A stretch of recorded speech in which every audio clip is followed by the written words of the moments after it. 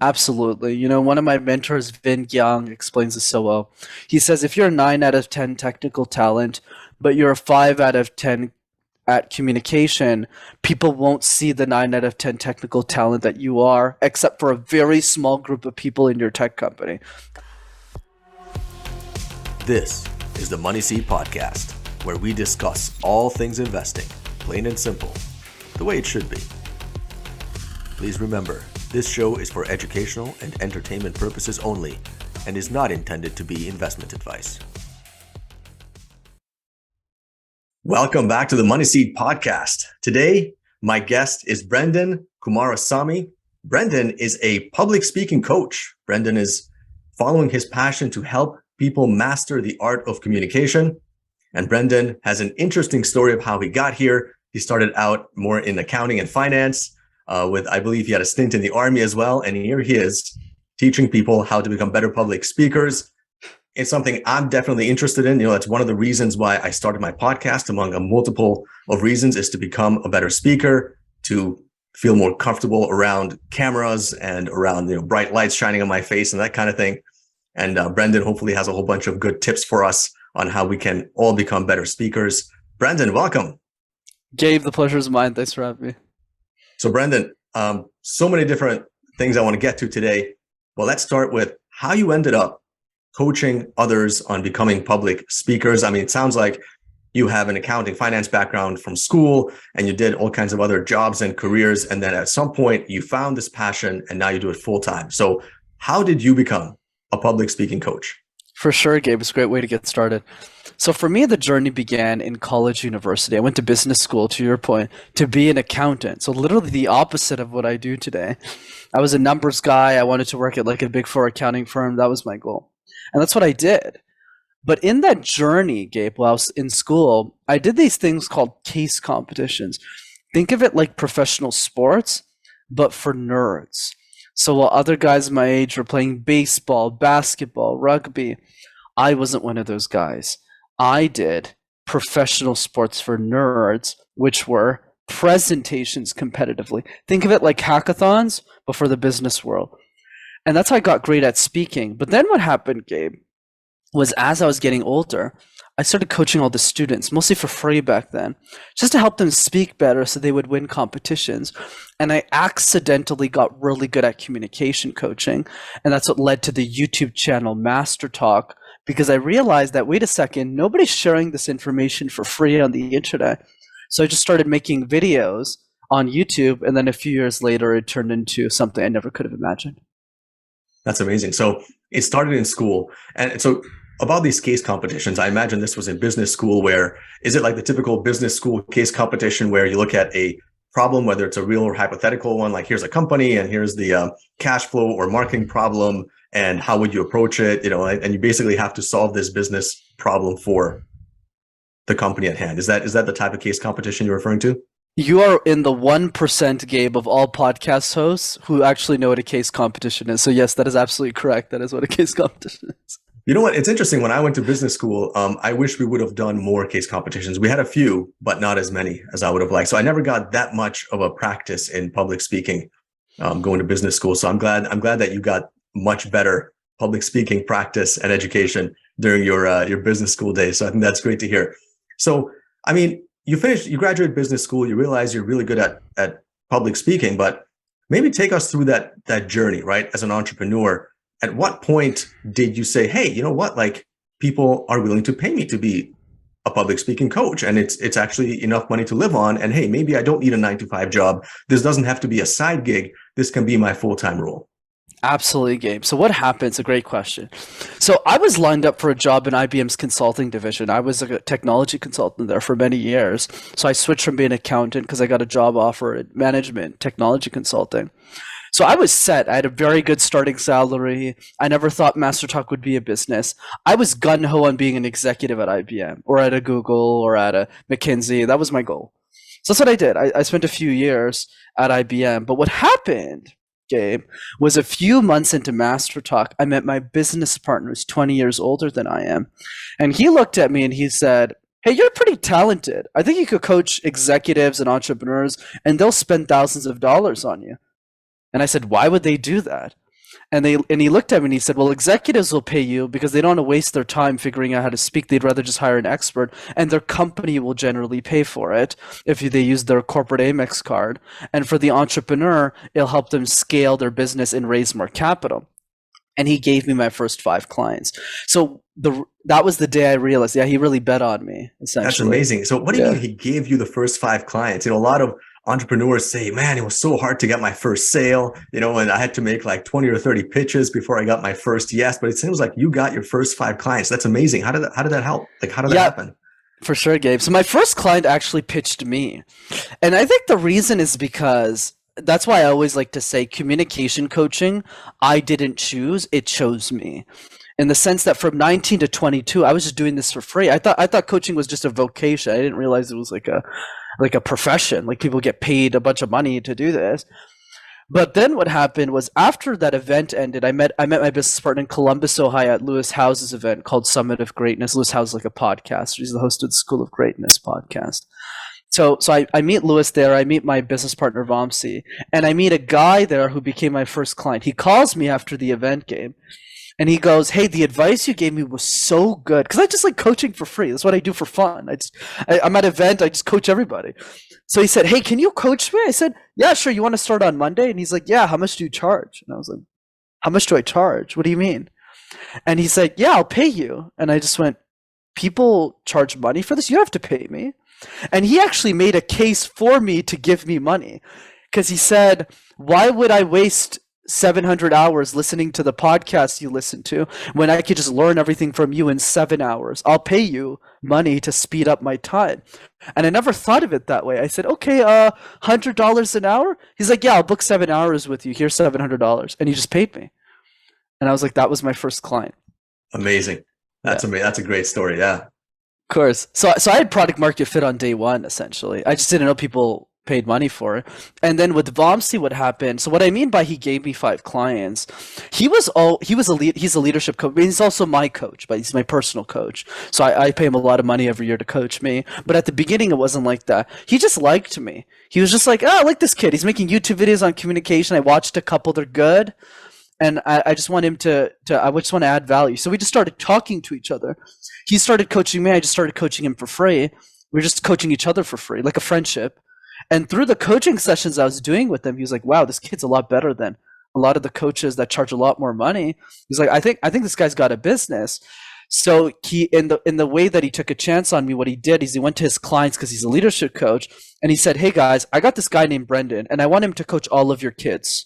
So he created a kids program with me in it. We charged everyone $500. He wrote me a check for like $3,000. I was like, "Oh my God, $3K." And obviously I'm really good at delivery. I just didn't know the sales and marketing. So if I get clients, it's easy for me to get results. So all of these 5-year-olds just started speaking really well. And then the parents started freaking out and they were like, "I want him to coach me too." And they all started writing $3,000 checks. And I was just like, "Oh my God, I have a business." And that's what happened. That's absolutely amazing. I mean, for some of our listeners, I mean, it's usually not this easy to start a successful business, right? So, I mean, if anybody has this kind of a trajectory, I'm like, hey, you got something. Like you really got the tiger by the tail, as it were. So, tell me something else. I mean, it sounds like okay, so you have this career ready at IBM, right? And by the time you started working at IBM, you already had the YouTube channel started. Like Master Talk was already a thing on YouTube. And at some point you started getting money for your work and you said, "Hey, wait a minute. There's a business here and it's actually a lot of money and it's fun and it's something I enjoy, something I'm good at." How did you tell this to, whether your parents or your partner in life? Like, how do you tell them, "Hey, listen, I got this career at IBM. A lot of people think is like a dream career. And I'm just going to kind of leave and do my own thing." I'm trying to think of like a lot of young entrepreneurs who face that very challenge, right? Where their parents have been pushing them toward this like really great career. And it seems like all those parental dreams are coming true. And now the kid's saying, "No, I'm going to do my own thing." I mean, you pretty much spelled out my life story there, Gabe. especially in my community, it's taboo to be an entrepreneur. It doesn't, and even to me, I never thought I would be one. That's why I always like to say publicly, Gabe, that if it wasn't for the coaching industry, I don't wouldn't be an entrepreneur. I would have stayed at IBM. The money's better, it's safer. Why would I take the risk? I would have just done this as a hobby for the rest of my life. I still would have kept making videos, but if it wasn't for coaching revenue specifically, because it's a very high margin business, if you have 50 clients, you're doing really well financially. It's not like a tech startup or something where you're trying to find product market fit and you're raising millions of dollars. It's a very different type of business. So what happened was, you're right. My parents were really shocked when I told them, "Hey," especially since they understood what IBM was. Like in the Indian community, my God, like if you work at IBM, it's like, oh my God, my son works at IBM. This is like the goal. But I think the relationship that I had with my parents was one of trust. Like we didn't grow up with a lot. My parents were factory workers, Gabe. We had a lot of family debt. So the first year of IBM, I took my entire salary and I just used it to pay off our debt. Right. So my focus and my intention was always serving my family and making the right decisions. So when it was time for me to quit my corporate job to pursue MassChuck full time, I had a rare scenario where my mom was very fully supportive of it. And the reason is because she trusts my decision making and the way that I go about my life as a leader of the family. And also, let's not kid ourselves, I was making money off of coaching. I had probably replaced at this point 30 to 35% of my income that I was making at IBM. And I showed her the game plan. I was like, I'm pretty confident, and I got a 9-month emergency fund. I almost went bankrupt, I'm not gonna lie. I was pretty close to going to zero, but not Elon Musk level zero, right? I wasn't burning hundreds of millions of dollars here. But yeah, enough to go back to corporate, but I made it work, and all of it's good now. Yeah, congratulations. Yeah, that's awesome. So tell me something. Maybe let's get a little bit into the nuts and bolts of it. You watch a lot of YouTube videos, you talk to a lot of people, you're always watching others. I guess maybe walk us through what are some of the most common mistakes people make when they're speaking in front of others? Absolutely, Gabe. So let's go into the biggest one, which is consistency.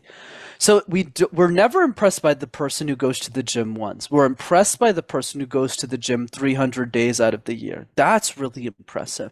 But we don't bring that same mentality in speaking because all of us are caught in the fear. We're not focused on what are the steps. But the challenge is in fitness, the steps are really clear. Okay, Gabe, I need you to walk 15 minutes a day. I need you to do this workout, that workout. But that clarity doesn't really exist in communication. So I brought a lot of structure to this industry. So here's the way I think about it, Gabe, to keep it really simple. Communication's like juggling 18 balls at the same time. So one of those balls is body language, one of them is smiling, one of them is eye contact, one of them is facial expressions, one of them is storytelling, and the list gets really long and exhausting really fast. So for me, the question has simply been, what are the 3 easiest balls to juggle? Because if we master those 3 balls, we'll build up momentum. And I'll share the first one. I'm happy to share the other 2 if you want. So the first ball is the random word exercise. Pick a random word like light bulb, like brick, like wall, like glasses, and create random presentations out of thin air for 60 seconds. This serves 2 main purposes. Number 1, it helps you deal with uncertainty. Because guess what, Gabe? Life is filled with uncertainty. When you meet somebody new, you don't know how that conversation's going to go. You just make it up on the spot. And number 2 is if you can make sense out of nonsense, you can make sense out of anything. So that's number 1. Amazing. So I've never heard that advice before. That's really cool. So come up with a random word and give an off the cuff, unprepared presentation for 60 seconds, right? You got it. One of the things that you mentioned a few minutes ago was eye contact, right? So that's something that I've struggled with a lot when I was younger. I still struggle with it today. I'm trying to be more conscious of it. But for people who are not used to maintaining eye contact, right? What are some of the tips that you have for people like that? I have a tip that speeds up results really quickly. The only problem is most people aren't willing to do it, but I'll share it. Okay. The tip is a strategy I teach called the endless gaze. Okay. Pick somebody you love, not somebody at work, okay? Like a significant other, a daughter, it could be a cousin, it could be a best friend. And the endless gaze is you have to stare into their eyes for 3 minutes Whoa. without saying a single word. I've even coached married couples on doing this, and they've been married for 15 years and they can't even do it. It's really funny. But the point is if you do the endless gaze, you'll get really good at eye contact really fast. I love it. That's awesome. That's an awesome tip. And again, that's another tip I never came across, man. Well done. That's awesome. So tell me something like the other thing that a lot of people struggle with, I struggle with all the time is the filler words. Kind of, sort of, what are some of the tricks people can do to be more mindful and conscious of those? Absolutely, Gabe. And just a side note before I get into filler words, because you talked about entrepreneurship and how it was so easy for me to get my first clients. Now you're starting to understand why, Gabe. It wasn't because I was the sales and marketing guru. It's because I was so good at this one thing. Because even if I'm 26 currently, Gabe, I'm entering my 8th year of coaching people how to speak. My 8th year at 26. So I started when I was 19. I'm turning 27 this year. So I had so much experience. My delta was so big that when somebody started listening to my tips, they were like, that's really good. Like, I need to hire this guy. He knows what he's talking about. And that's the key with entrepreneurship that I think a lot of people miss, Gabe, is if you're going to pick a sport, you better make sure you get first place. You better make sure you're really talented. Like, I'm not going to start a restaurant business, not because I hate restaurants, because I'm not good at it. You're not going to see me start even a career coaching practice. I wouldn't start. I'd be pretty good at career coaching, but I wouldn't be world class. And that's really the key. You got to pick something that you know you can win at. And for me, even if I used to be a venture capitalist and I coach a lot of technology CEOs, a lot of my clients on how to raise capital, I would never be a technology CEO because I can't do the technical stack. I don't have the talent to hire a technical founder and build that machine because I don't know what to build and what the product vision around that is. So I'm very self-aware, and that's another skill that people can learn as entrepreneurs. So now going into filler words, let's start with this. Why do we say them in the first place, Gabe? The reason we say them is to buy ourselves time. So let's say you ask me a question. You go, okay, Brenden, how do we get rid of filler words? I'll go, and then I'll answer. So we use filler words to buy time. So what do the best speakers on the planet do, Gabe? Because they're not smarter than us. They need to buy time too. Except the difference is that they'll buy time by saying nothing. So instead of going, that's a great question, Gabe, they'll just look at you and say, great point, Gabe. Here's my thought. And they'll use pausing to buy time. That's how you get rid of filler words. Interesting. Okay, I got to think about that. Yeah, I think one of the challenges I have sometimes on the camera or when I'm nervous is I speak too quickly, right? And I think that almost feeds into the whole filler word problem is because if I'm speaking too quickly, I don't give myself enough time to think, right? So maybe sometimes I'm trying to say, hey, Gabe, slow down a little bit, slow down a little bit. But I'm working on it, but it's tough. Yeah. It's all good, Gabe. That's why for me, and by the way, I love your vulnerability and your self-awareness. No wonder you've had such a successful career at the companies you work at, because you have that self-awareness. But I think for me, the key is, let's say I was coaching you, it's very simple. I wouldn't even talk about filler words because remember, my analogy is 18 balls at the same time, one ball at a time. So for you, the first step, and the same for the audience, is are we doing the random word exercise 100 times? I force people to do the random word exercise 100 times in 2 weeks. That's what I force people to do, the people I work with. But people in general, you could just do this 3 times a day, 5 times a day. In a month, you'll get there or something. But the key is, until we do this 100 times, we do not go to ball number 2. And ball number 2 isn't filler words either. It's something else that we can talk about. But the key is really a sequence. How do we bring an engineer's like mindset to communication? That's what's missing in the business. So if you just take it one step at a time, your confidence will evolve and all of those mistakes will fix themselves on their own. That's a good point. I remember as a kid, I took martial arts. I took karate for a while. I did too. And you got to do your katas, right? And they teach you the first kata, the second kata. And I remember one of the senseis saying that if you want to get really good at a kata, you got to do it 1,000 times. And they said, look at a black belt. By the time a black belt, if you watch a black belt do a kata, that black belt has probably done the kata 1,000 or maybe thousands of times, and it's all it's all muscle memory at that point, and everything flows really well. And yeah, there's definitely value in just repetition, just getting really good at something. Absolutely. I completely agree with that. Yeah. So tell me something. I recently heard that I think it was the 1960 US presidential debate between Nixon and Kennedy. And I think that was the first time a presidential debate was televised, right? Up to that point, it was just broadcast on radio. And so that was the first time that a lot of Americans still listened to radio. And then some people who had access to TV watched on TV. And what they found was that people who listened to the radio broadcast, they thought Nixon won the debate. People who watched it on TV thought Kennedy won the debate, right? And that was kind of like one of those moments like, wait a minute, like this, it's not only about the voice, it's also about body language and presentation and what the body language tells us. How much of your coaching would you say focuses on the speech and like the vocal tones and stuff like that? And how much of it is body language? For sure, Gabe. Really fascinating story, by the way. I hadn't heard of it, so I learned something new today. Love that. So here's the way I think about it. For me, it's always what's the easiest to get results on. And I found in my experience that the easiest to get results on is definitely the vocal tone side, the delivery side, the random word exercise. Let me go through the rest. The question drill. Question drills is just, we get asked questions a lot in the boardroom, but a lot of us are reactive to them. We wait for the question, we go, I didn't really think of that. So instead, what you do is you write a question every single day and you just answer it. So that way, when you go back to the boardroom or any situation, you're bulletproof. That's the next exercise. Then after that, sending video messages to your team members, just saying, hey, Gabe, I love the impact that you're creating at work. Really appreciate you. I hope you're having a wonderful day and wishing you a great year. That type of stuff. It increases loyalty and allows you to practice on video privately without posting on social. So what this does is that improves our technique, because that's 80% of the game, in my opinion.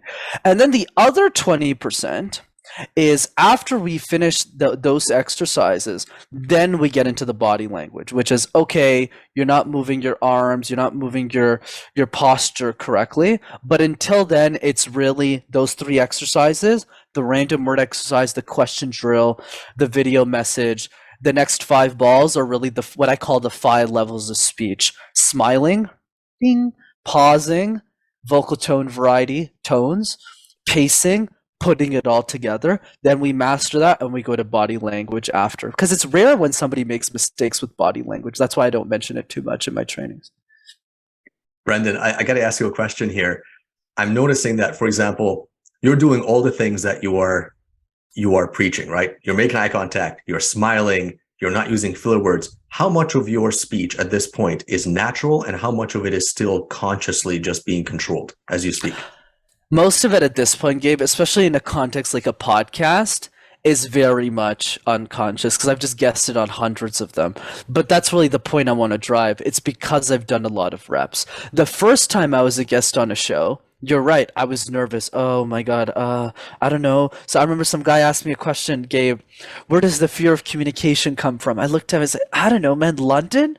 Los Angeles? San Francisco? You tell me, man, I don't know. So obviously I'd never been asked that question before, so I had to think about it. So at the beginning, I wasn't that great. But now, to your point, I'm at a place in my career, which I should be, or else why the heck am I coaching it to other people, where I can juggle all 18. So you see me smiling, you see me do the vocal tones, you see me do the body language. But that's not how we learn speaking. That's what mastery looks like. And I'm still learning. I'm still getting better, obviously. But it's more about saying, no. Step 1 is the random word exercise. And I've done that exercise 3,000 times. Not 3 times, not 30 times. It's like the katas, right? And I've also done katas quite a bit. I'm a brown belt in Kempo. So yeah, I totally get that analogy. You got to do that a lot. And it's just most people don't put in the time. And this is the key takeaway. Are you booking 15 minutes in your calendar every single day to do the random word exercise, to do the question drill, and to send video messages? That's it. I love it. I love it. And you're absolutely right. You have to make a conscious effort. You got to put it on your calendar. You have to make it part of your daily routine, and just repetition. Talk a little bit to me about politicians. I know that politicians today have to be like on their A game, right? Politicians are on camera all the time, and people don't forget their mistakes anymore, right? 10, 20 years ago, a politician said something stupid on camera, people forgot, but now it's on YouTube forever. It's on the internet forever. What are some of the politicians that strike you as saying, wow, this politician is really good at public speaking, really good with the camera? Any politician names that really jump out at you?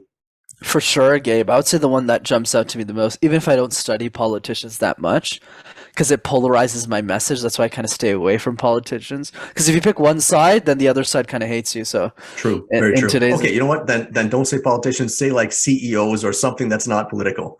No, it's okay. I can still answer. It's not a big problem.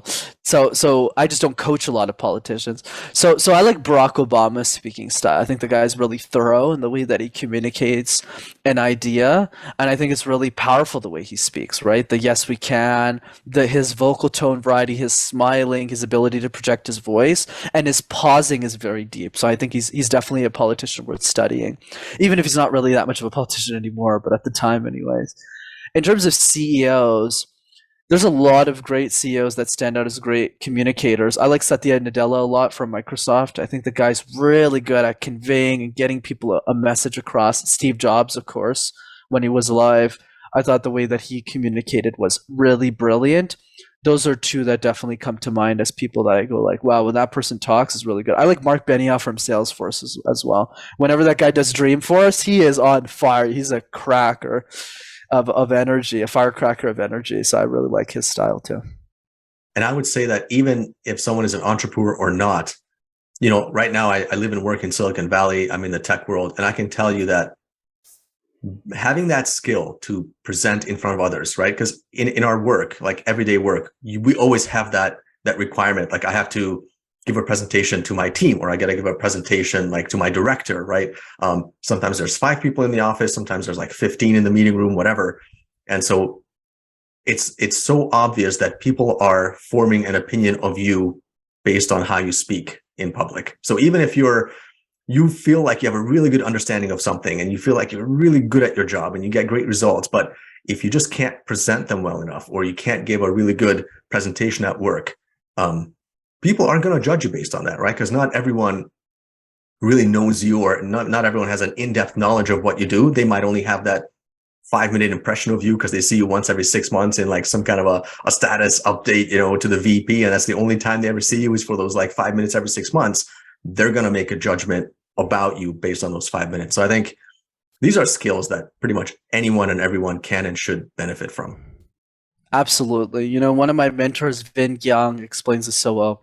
He says if you're a 9 out of 10 technical talent, but you're a 5 out of 10 at communication, people won't see the 9 out of 10 technical talent that you are, except for a very small group of people in your tech company.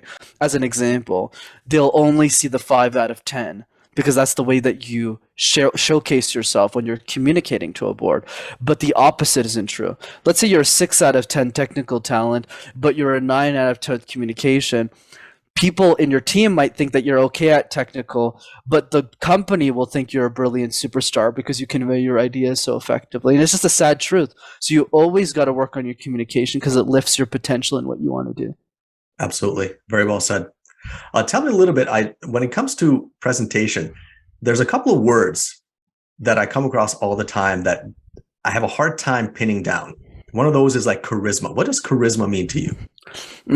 So for me, Gabe, charisma means the ability for someone to transfer and change their energy in a way that is fully authentic to them, that allows them to capture the attention of the people that they speak to. So people who are charismatic, whenever you look at them, it's not they're necessarily flamboyant or they got a pink dress on or something.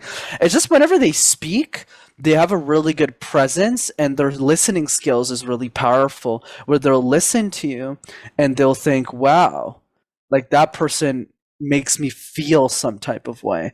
That's charisma. But as you can tell from my own definition, it's not very clear what somebody who's charismatic is, but that's the best I've got.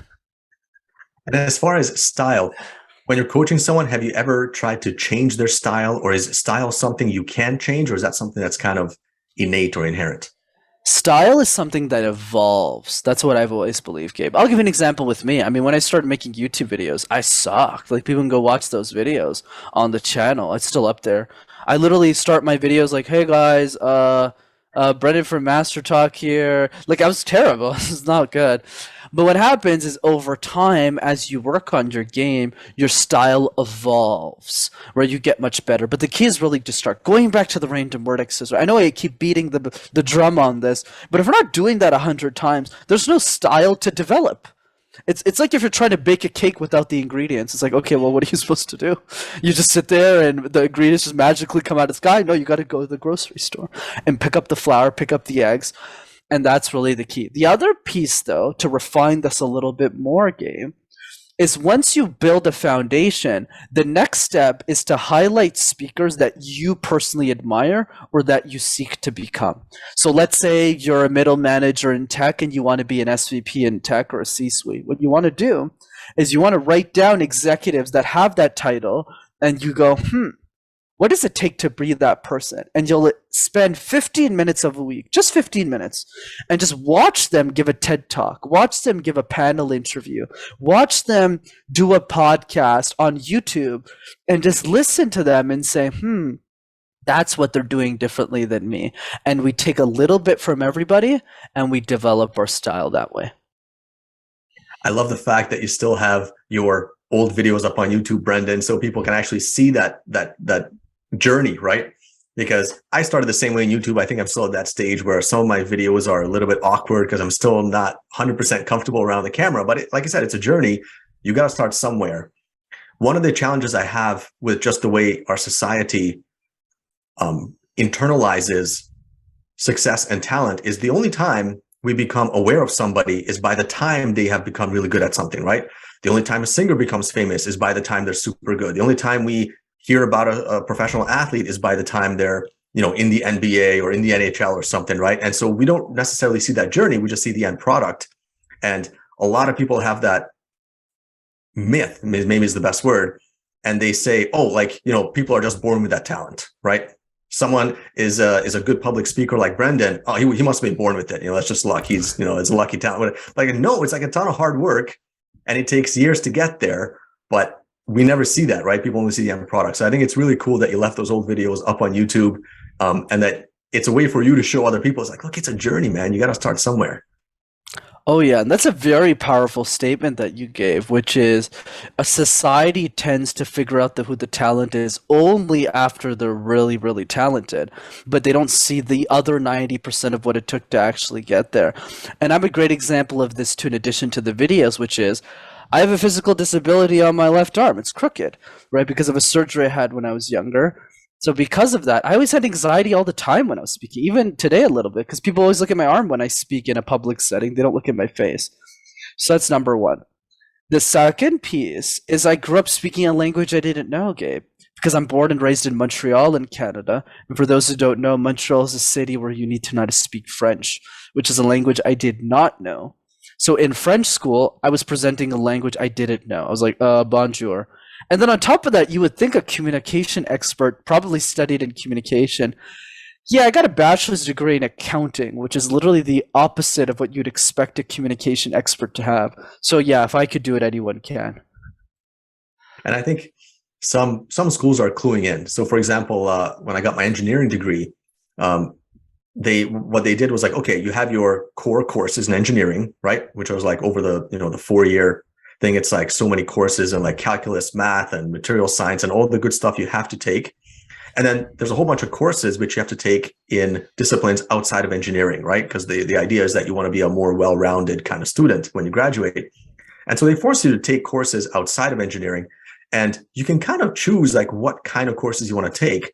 And they also have these recommended courses. I remember at the time, one of my engineering classmates was like, oh, he's going to take the drama option, right? I'm like, drama option? What are you talking about? Like, you're in an engineering school. We're here to learn how to design stuff and airplanes and cars and rocket ships. Drama. Like, I didn't get it. Like, why is this guy studying drama? But that's what it was, is over the 4 years, he took like 3 different courses in drama, in the drama department, where they did things like being on stage and like how to act and all that stuff. And like, it wasn't until years later I realized like, dude, like that's actually a really smart thing that he did, because he got his engineering smarts, obviously, and whatever, because he was an engineer. That was his main course of study. But then like he also picked up like drama skills and like presentation skills and public speaking skills, which at the time I didn't really realize how important that is. Like as a youngster, I thought, okay, if you're an engineer, then people will judge you based on whether or not you're a good engineer. But like, as we talked about a few minutes ago, it's like, no, you got to have a whole bunch of other skills to round out your game. So nowadays, like, yeah, I would do that differently, but yeah, for sure. So Brenden, tell me, you've been doing this now for 9 years. Your YouTube channel and your website, Master Talk, is doing great. You've had a ton of success with it. And yet I think you're still fairly young. I mean, you're younger than I am, and I'm in my mid 40s. What what's next for you, and what are your goals and career aspirations from this point forward? For sure, Gabe. I love the question. You know, I'm very grateful in my life. I found success relatively early, and there's, of course, a lot more for me to go. Long life left for me to live. And you know what I would say, Gabe? For me, the mission of Master Talk is I think the next Elon Musk is a 7-year-old girl who can't afford a communication coach. That's why for me, the ultimate mission that my coaching business helps me fund is how do we bring all of these resources to the world for free? That's why I take the YouTube channel so seriously. I take the social media, the guest appearances on podcasts, because I want people to have access to this information at no charge. That's really the game. And that's really the aspiration, is to be this generation's Dale Carnegie. I love it. Yeah, thanks very much for your time and all that you do. Brenden, what's the best way for people to get a hold of you? Absolutely, Gabe. So 2 ways to keep in touch. This show was great, brother. Thanks for having me. So number 1 is the Master Talk YouTube channel. Just go to YouTube, type Master Talk in one word. You'll have access to hundreds of free videos on how to communicate ideas. And the second way to keep in touch is to attend one of my free communication workshops. I do a free live workshop over Zoom that's absolutely free for the community. So some people are 8 years old on that call. Some of them are CEOs of massive companies, but everyone's invited. So if you want to jump on that training, just go to rockstarcommunicator.com and just sign up for the next one. I love it. How often do you hold that community talk? Yeah, we do it every 2 weeks. Our next one, well, it won't come out because it's coming out in a few weeks, but my next one is tomorrow as of this recording. And then I have one every 2 weeks in perpetuity. Awesome. Yeah. Thanks very much, Brenden. I'm definitely going to put those in the show notes. And again, Brenden Kumarasamy, public speaking coach, helping the world master the art of communication. Thank you so much for taking the time with us. I absolutely encourage everyone, young and old, to take public speaking and presentation seriously and do all that you can to improve, because it's one of those things. Your life will improve along with it. So, Brenden, thanks very much for your time. Thanks for having me, Gabe. Such a pleasure.